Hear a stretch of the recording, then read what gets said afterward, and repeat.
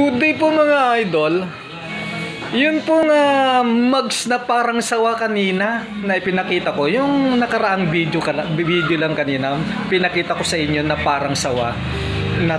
Ayan po, nakasalang pa rin sa atin mag-wheel press machine.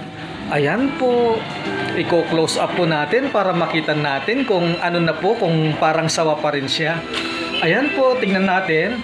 Ayan po, umiikot na po siya. At saka meron pong pointer sa dalawang side niya. Ayan po, hindi na po nagbabago. Kahit ikutin po siya ng mabagal, ay steady na po ang alignment niya. Hindi na po parang sawa katulad ng kanina. Matutuwa po si customer niyan. Bali, sandali lang kasi natin natapos. Wala pang 5 minutes, natapos na natin. Hindi na po siya parang sawa. Yun lang po. Salamat! Bye-bye!